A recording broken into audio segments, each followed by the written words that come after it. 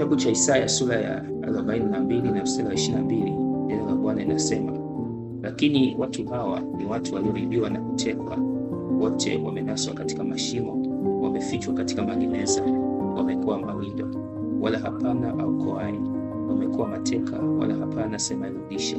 Narudia tena kwa sababu context ambayo nilikuwa naitafuta ni hapo, wamekuwa mawindo. Narudia kufikia hadi, lakini watu hawa ni watu walioibiwa na kutekwa, wote wamenaswa katika mashimo, wamefichwa katika magereza, wamekuwa mawindo. Kupitia andiko hili nilikuwa natamani sana tuweze kujifunza kichwa cha mada ambacho kinasema ngazi 3 za uharibifu wa maisha na hatima ya mtu.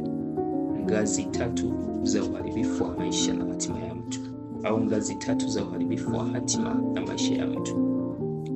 Kwenye maisha haya ambayo tunayaishi, kila mtu huwa ana ndoto sana ya kufika mbali, na kila mtu atakayejaribu kuzungumza naye au kumhoji hususani kuhusu maisha yake huwa na mipango mizuri sana. Wakati mwingine anakuwa na mikakati, wakati mwingine anakuwa ni mtu ambaye ana shauku ya kuhitaji kufika mbali kimaisha. Lakini katika mikakati inaweza kuwa bali mikakati ya kutaka kufanikiwa kiuchumi, kiafya, kihuduma, au katika mambo yote yale. Huwa tuna stage ambayo huwa mtu anaipitia, ni stage ya uharibifu. Katika stage hii mtu anajikuta anafanya vitu lakini havisogei, anaweka mipango lakini hafanikiwi, anaweka mikakati mizuri lakini haoni matokeo. Kwa nini? Kwa sababu huwa kuna roho ya uharibifu ambayo huwa inafuatilia nyuma ya mtu. Hasa Isaya anapokuwa anazungumza kwamba ni watu walioibiwa na kutekwa, watu walionaswa na kufichwa lakini wakafanywa mawindo, inazungumzika katika context kubwa ya kiroho, hasa ya kiroho. Ukitafakari kimwili ni kama haitakupatia majibu fulani, lakini jambo hili alikuwa anajaribu kuwazungumzia watu kwa kuwachunguza sana katika ulimwengu wa roho.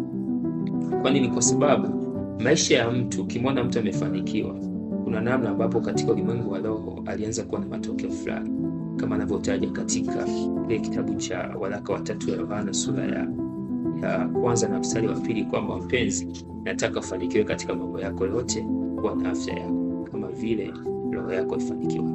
Hasa tutagundua kwamba uharibifu wa maisha ya mtu pia huwa unaanzia katika ulimwengu wa roho.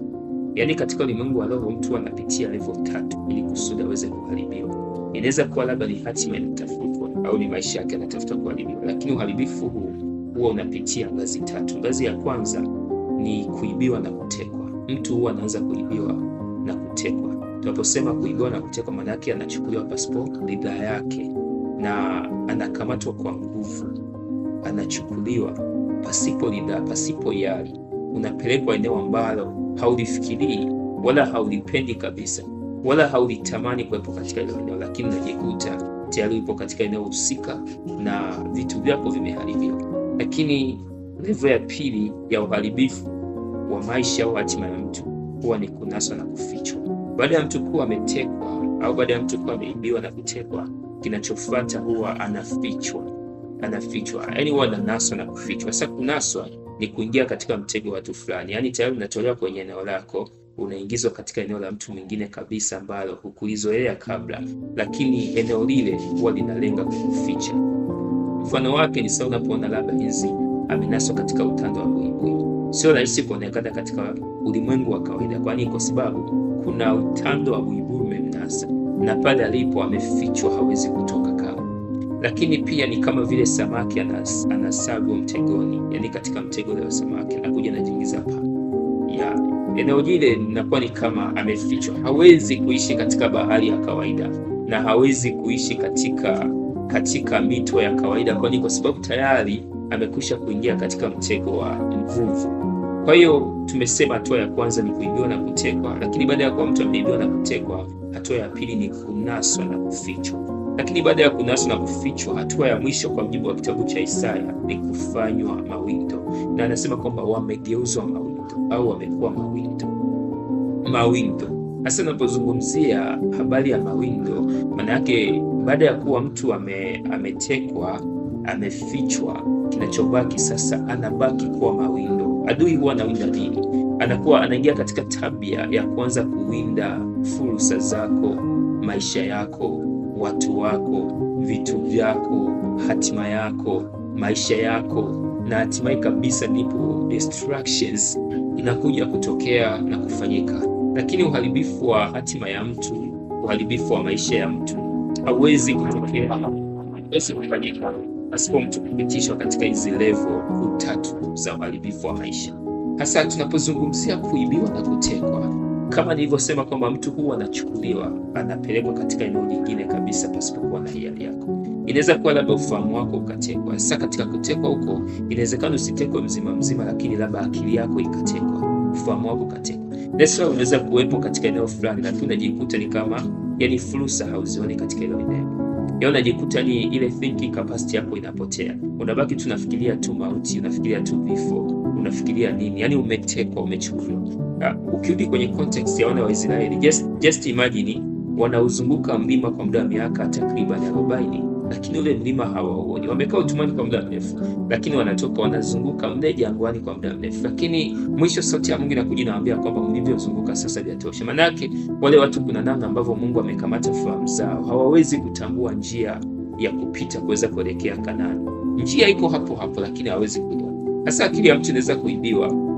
Unaweza kuishi katika eneo hauoni fursa za biashara, hauoni fursa za kilimo, hauoni fursa za elimu, hauoni fursa za kiafya. Yaani kile unachokitazama naona ni kama kimejaa uharibifu. Tunaona kama eneo hilo limejaa maagano ya maskini, maagano ya laana, maagano ya nini. Kwa nini? Kwa sababu kuna namna ambavyo akili yako imetekwa. Lakini pia mtu anaweza, afya yake inaweza ikatekwa, ndoa yake inaweza ikatekwa, amani ya moyo wake inaweza ikatekwa, ustawi wake binafsi pia unaweza ukatekwa. Lakini kitu chochote kile, kiwe ustawi binafsi, iwe afya, iwe amani, uwe ufahamu, baada ya kuwa mtu ametekwa, huwa hatua ya pili inayofuata huwa ni kufichwa. Sasa vile vitu ambavyo mtu alikuwa anavitegemea kama ni ufahamu wake unafichwa. Ndio maana unaona mtu anaibuka kuwa zezeta, anaibuka tu kuwa kichaa, anaibuka tu ni kama hajitambui, ni kama hajielewi, hawezi kugundua fursa fulani. Kwa nini? Kwa sababu amefichwa. Yaani kuna namna amefichwa. Ndio maana unaona kuna uchawi watu wanaotumia kumficha mtu kwenye chupa. Yaani maisha yako tunabaki kama zezeta, anabaki tu haujitambui, haujielewi. Lakini hatua ya tatu kinachokuwa kinatafutwa huwa ni mawindo. Sasa unapofikia katika hii stage ya tatu ya kuwindwa, huwa ndo kila kitu kinaanza kuharibiwa. Utajikuta tu ghafla unaanza kufanya vitu ni kama havisongi mbele. Unaweza kufanya vitu ni kama hauoni matokeo. Unaweza kufanya vitu ni kama haufanikiwi.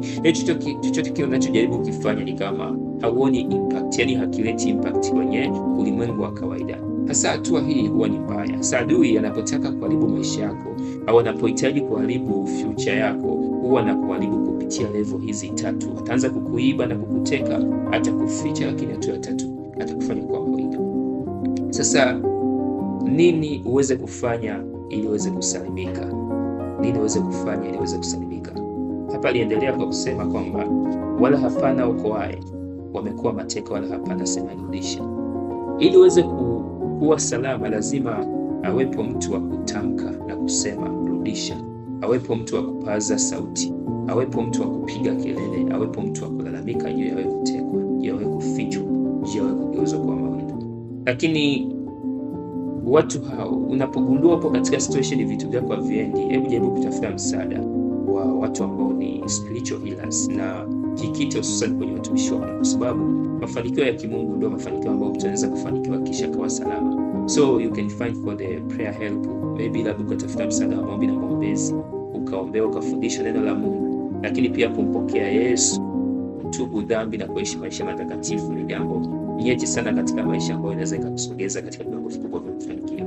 Niseme Mungu akubariki na nikushauri tu kuanza kuyaishi maisha ya ibada, maisha ya kusoma neno la Mungu, maisha ya maombi, na mwisho unapata kabisa kuwa salama. Nikutakie siku njema.